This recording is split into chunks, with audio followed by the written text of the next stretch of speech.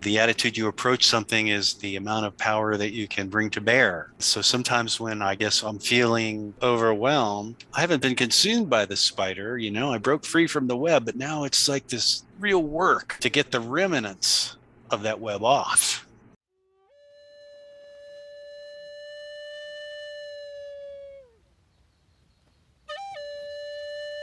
Welcome to the Web of Life podcast. I'm your host, Cody Alexander. I'm a Spirit Bridge Practitioner and a minister in training with Web of Life. This podcast is intended as an introduction for you, our listener, to the practice of spirit bridging. These episodes are small groupings of stories revealed through the journeys of our Spirit Bridge practitioners. These stories all share common themes or similar points of focus of the journeyer. We share them with you as an opportunity for you to see how they can apply to your own life. In today's episode, we'll hear from two spirit bridges about their journey experiences. In our first clip, we hear a bit about the process of journeying with some guidance from Quinn on seeing more deeply into our journey experiences. The second clip has themes of attitude, with offerings of wisdom from our friends Bee and Spider. Here, we journey on your behalf. I encourage you to regard these offerings like they are a form of divination, a set of symbols being presented to you that are up for your own intuitive interpretation. You may also regard them in a reflective, contemplative manner. As you listen, do your best to keep some awareness on the words being spoken and to allow the imagery to play out in your mind.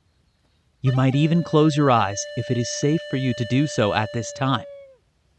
Breathe slowly and deeply, and notice how you feel in your body as certain words are spoken. Notice any thoughts or feelings that come up for you in response to the things being said, and any imagery that's illustrated here. All things carry the potential for value and great importance. Take what resonates with you and leave the rest. We wish you well on your journey.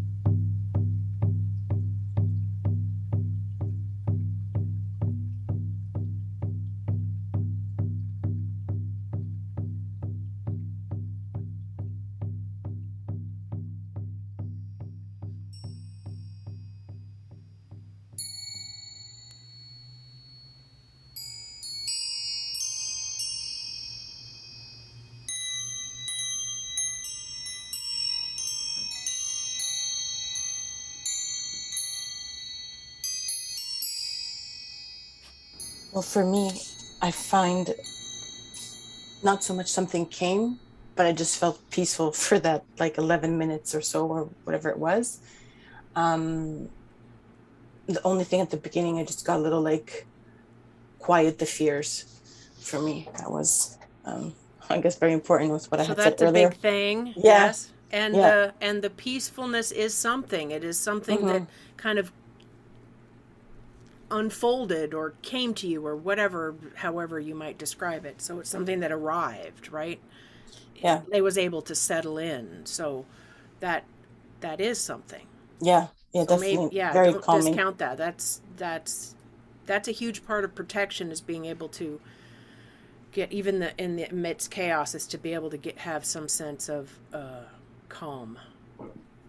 Yeah, and I think the little water that was in the background of that, that's very calming for me. And I find what's been the best or helpful for me in the last little while is something I really never noticed before: birds. I've been observing birds so much lately, and it just made me think of that while I was in that meditation.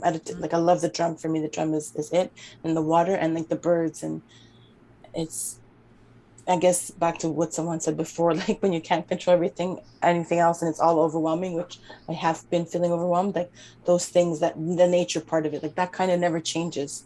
Yeah. Like in the sense of like, Hopefully.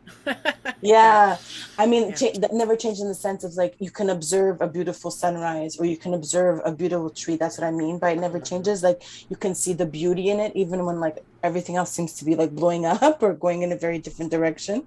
Those kind of things, like looking at two birds, or even like the beauty of like the natural part of the world is there. Like that's what kind of Yeah. that made me feel peaceful in that time that we had the drum. And And that I, is a very helpful mm, practice. That's in the mindfulness realm, like the somatic experiencing. That's a thing, right? Is what are you sensing right now? What do you see right now? What is in your eyesight right now, right? Just focusing on the now. yeah. Because a lot of the anxiety is what will come, what has Hmm. happened, right? Yeah. So just right, can I feel my heartbeat? What part of my body is touching the ground, right? And then nature, yeah, the sound of birds singing, because it is very helpful.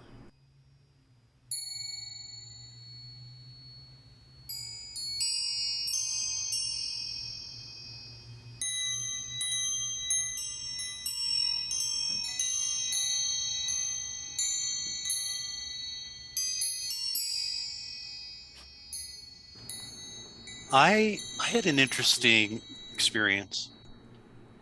Generally, a lot of times in the morning, I like to sit quietly before I begin my day and just have a clear mind and let everything that happened yesterday be yesterday and totally open for what's going to come today for about 60 seconds. And I was sitting and I looked over to this dirt and I noticed there was a struggle going on in the spider web. And so I looked at it and this just happened to me. And so the whole thing replayed while I was listening to the drum beat. It just kind of replayed. It wasn't like I went anywhere. I guess it went into my own memory, or maybe it's significant, I thought. So yeah, I'm watching this struggle in this spider web. And at first, I looked at it and I thought, oh, a fly. Well, good for that spider, flies and all. Go spider, eat that fly. The struggle went on and I looked a little closer and it was actually a tiny bee that lives in the ground and collects pollen and feeds it to its young that live in like a little tunnel in the ground. And suddenly, like, my whole attitude changed and went, oh no, poor bee. And I'm watching the bee thrash around, and I didn't want to intervene or anything. And the bee breaks free from the web and kind of rolls down the dirt mound. It looks like it's okay, but it's covered in spider web, on its wings and everything has little pieces of spider web. And it's trying to clean itself, but it's all sticky and everything. And I go, bee, go. And so I thought about that bee was my spirit guide. And it shows me about attitude and how I view things and what perspective am I, the spider or the fly or the bee. And I felt that I learned something. There must have been a message that was called forth on this journey. And I'm not exactly sure what it is, but I think it has something to do with, the attitude you approach something is the amount of power that you can bring to bear. And so sometimes when I guess I'm feeling overwhelmed, I haven't been consumed by the spider. I broke free from the web, but now it's like this real work to get the remnants of that web off, and go back to my bee nature. So I'm thinking that a lot of the difficulties that I encounter really have nothing to do with me at all. Just sort of a fateful thing. I fly into a sticky web, I get out, and then I have to spend all this time removing it from my wings. So yeah, the bee, I think the tiny bee was my spirit guide for today.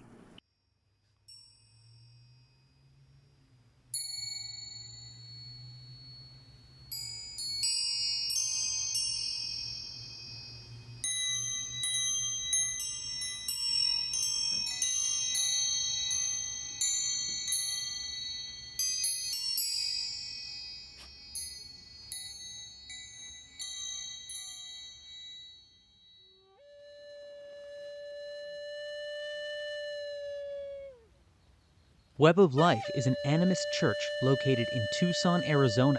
which is Odom and Pascuayaki land and shares digital space with people around the world.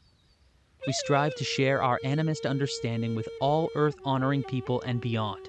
And as members of this Earth community of interwoven lives, we commit to contributing to the wellness of the whole, because we all belong.